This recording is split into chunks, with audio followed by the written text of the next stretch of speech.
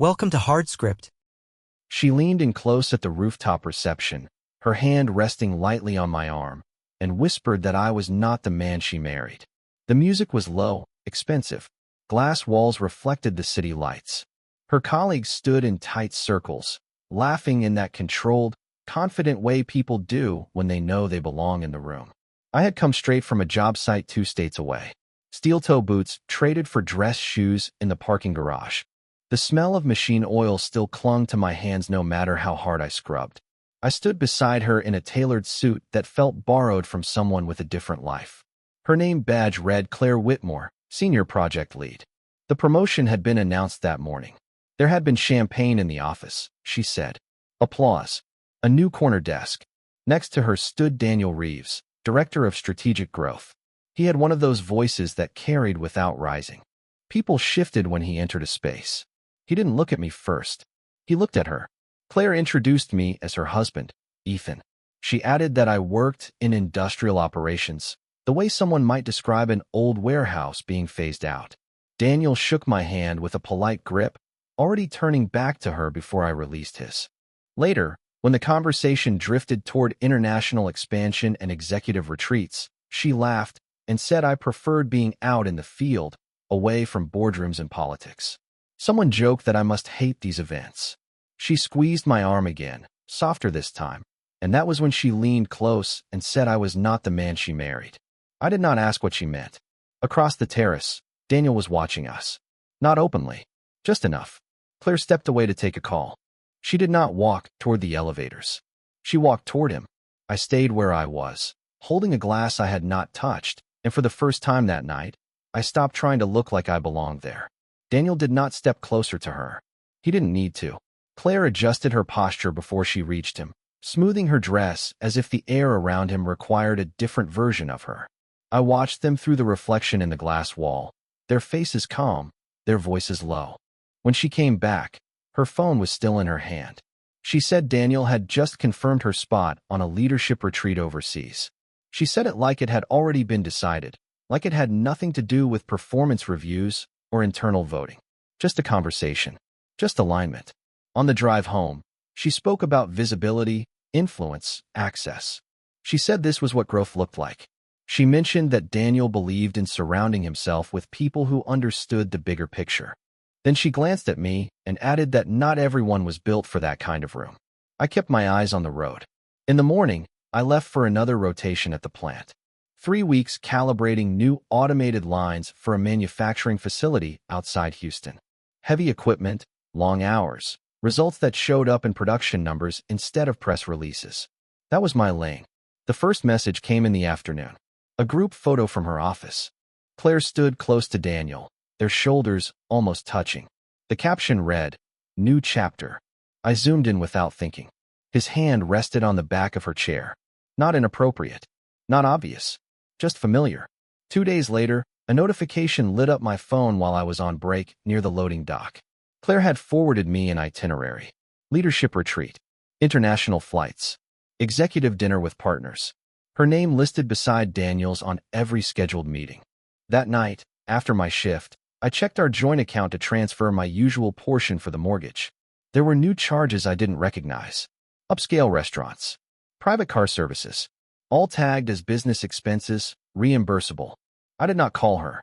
Instead, I requested a copy of the full transaction history and saved it to a folder on my laptop. I had spent years fixing machines by finding the smallest misalignment. This felt the same. The retreat photos started appearing before she even landed back home. Sunset terraces. Long conference tables overlooking the ocean. Claire standing beside Daniel, angled slightly toward him in every frame, as if the camera had learned her new center of gravity. I did not react to any of them. Instead, I opened the cloud backup link to our shared tablet. We had set it up years ago so I could stream movies during long rotations. She must have forgotten it synced more than just entertainment apps. Her calendar updated automatically. Private strategy dinners marked as off-site alignment. Early breakfasts labeled as one-on-one prep. His name repeated in blocks that stretched across entire days. One evening after my shift, I sat in the rented apartment near the plant and scrolled through message previews that flashed across the mirrored screen. She had disabled notifications on her phone, but the tablet still caught fragments. Daniel had written that she was wasted in her current tier and that he could accelerate her trajectory. He said proximity mattered in this business. He said trust was built after hours. She replied that she was ready to operate at a different level. She added that some parts of her life were already outdated. There was no explicit confession, no dramatic declaration, just language that blurred the line between ambition and intimacy. A week later, I returned home between rotations. Claire was different in small, deliberate ways. New dresses, a new fragrance that did not belong to our bedroom. She took calls on the balcony and closed the sliding door behind her. At dinner, she described Daniel as decisive, visionary, unafraid to take risks on the right people. She said he saw potential others overlooked. When she spoke about him, her voice shifted, softer, focused. That night, after she fell asleep facing away from me, her phone lit up on the nightstand. A message preview appeared before the screen dimmed again. He had written that he was proud of how she carried herself in front of the board. I memorized the wording. In the morning, I contacted a recruiter who had reached out months earlier about an overseas contract I had declined. This time, I asked for details. The offer came through in the middle of the week. A long-term contract overseeing the installation of automated systems for a refinery expansion overseas. Housing provided. Hazard pay. Performance bonuses tied directly to output. It was the kind of project that would keep me out of the country for most of the year. I did not hesitate. While Claire prepared for another strategy session downtown, I sat at the kitchen table with a legal pad and outlined everything we shared. Mortgage, utilities, insurance. I called an attorney recommended by a colleague from a previous job and asked about formalizing separate finances without filing for divorce. He explained the process in a measured tone, as if he had guided hundreds of men through the same quiet pivot. That evening, Claire came home energized. She said Daniel had hinted at a restructuring that would elevate her into a national leadership role. She said it required flexibility, travel, and the right optics. She mentioned that spouses who understood ambition made things easier. I told her I had accepted an overseas contract. She froze for a moment, then asked how long. I said it was open-ended, depending on performance and expansion phases. She nodded slowly, as if calculating how my absence might simplify her calendar. In the following days, I transferred my paycheck into a new account. I kept contributing to the mortgage, but I documented every transaction. I scheduled the separation of our credit lines. I arranged for my mail to be forwarded to a secure address. Claire grew busier. More dinners. More weekends labeled as corporate retreats. She stopped asking when I would be home between rotations. Instead, she asked when I would be leaving again. The night before my flight, she stood in the bedroom doorway and watched me pack. She said distance changed people. She said long separations created different versions of marriage. I zipped the suitcase and told her she was right. I had already become someone else. In the morning, I left before she woke up, and by the time she reached for her phone, I was already moving toward a different horizon. The refinery site rose out of the desert like a steel skeleton against the horizon. Heat shimmered above the scaffolding, and the air carried the constant hum of generators and cranes. My days filled quickly with inspections, recalibrations, negotiations with suppliers who respected results more than titles. The distance did what I expected. It stripped everything down to essentials. Claire called during my first week overseas, her voice bright, almost curious. She asked how the flight was, how the housing looked, whether I had met the executive team. I told her the apartment was functional and the work was demanding. I did not ask about Daniel. She mentioned that Daniel had stepped into an interim role with expanded authority. She said he was under pressure and that she had been helping him manage expectations with the board. She spoke about late-night strategy sessions and the weight of being trusted with sensitive information. I listened and told her I was glad she was getting the exposure she wanted. A few days later, an email from our bank notified us both that the joint credit line had been converted into 2 individual accounts. The paperwork I had signed before leaving had gone through. Claire texted almost immediately, asking why she had received a notification about structural changes to our finances. I replied that with both of us traveling and operating independently, it made sense to formalize responsibilities. I told her it was practical. She did not respond for several hours. That evening, one of her colleagues, Mark Benson, reached out to me through social media. He said he admired how calm I had seemed at the rooftop event weeks earlier. He added that things in Claire's department were shifting faster than most people realized.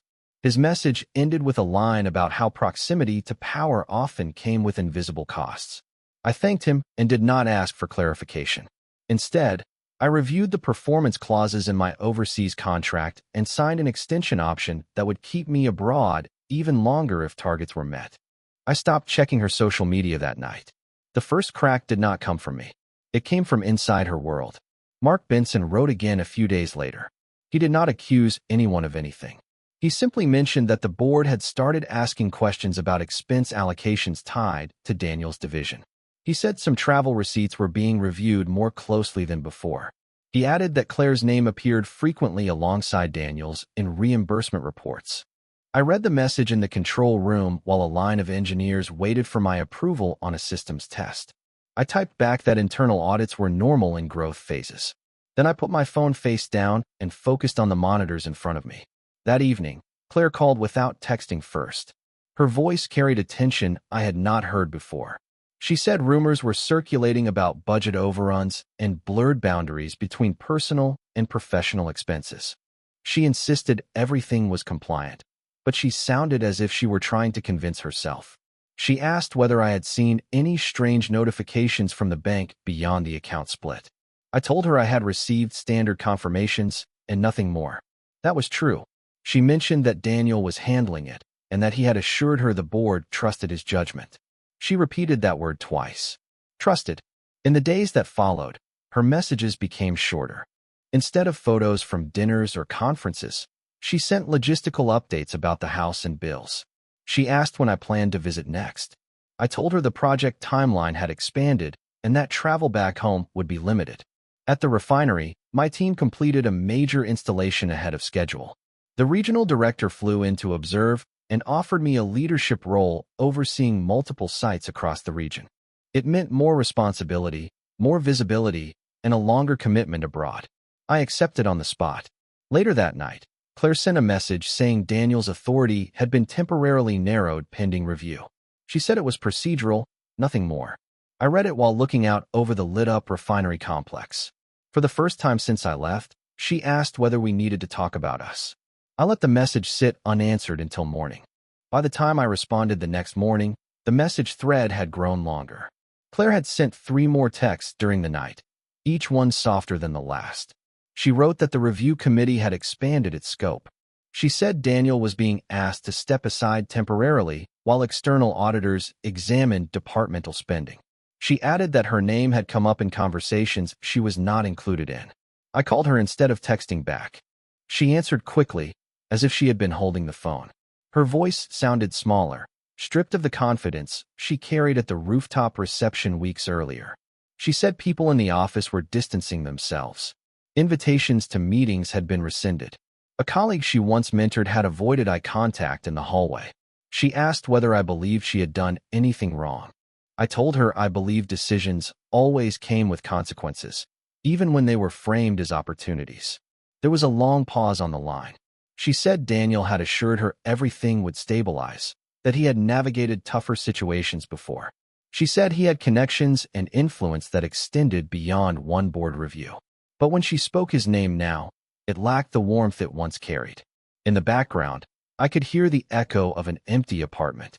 She had chosen to stay in the city more often, closer to the office, claiming late nights made commuting impractical. Now that space sounded less like independence and more like isolation. I informed her that my contract had expanded and that I would not be returning home for the foreseeable future.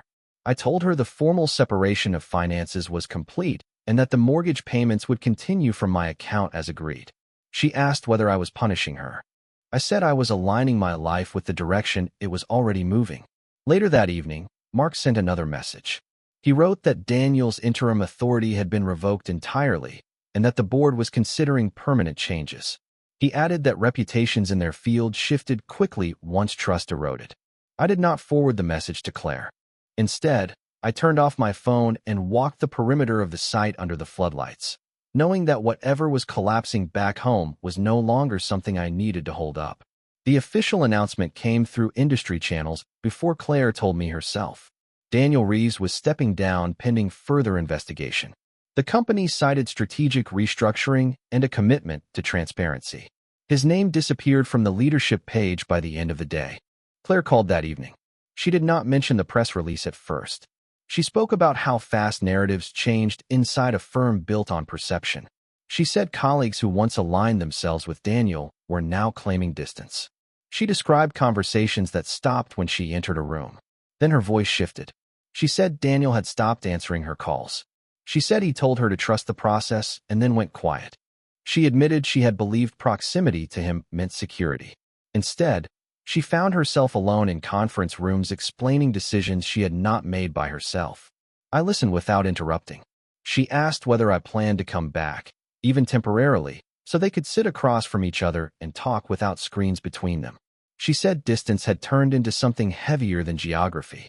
I told her my schedule was locked in and that I was overseeing multiple sites now. I explained that my responsibilities required my full attention and that flights home would interfere with contractual obligations. I kept my tone even, the way I would when discussing production targets. There was another silence, longer this time. She said she had been wrong at the rooftop reception. She said she had confused ambition with evolution. She said she did not recognize the way I was handling everything.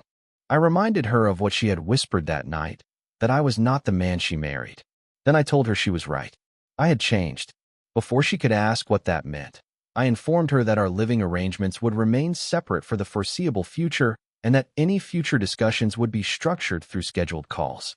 When the call ended, I stepped back into the control center, signed off on a new phase of installation, and watched as the system came online without hesitation. Nothing in my world required persuasion anymore. The separation did not explode. It thinned out.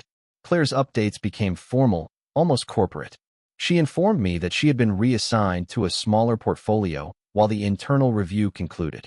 She said the board had emphasized a reset of leadership culture. She described it as temporary, but the tone carried something final.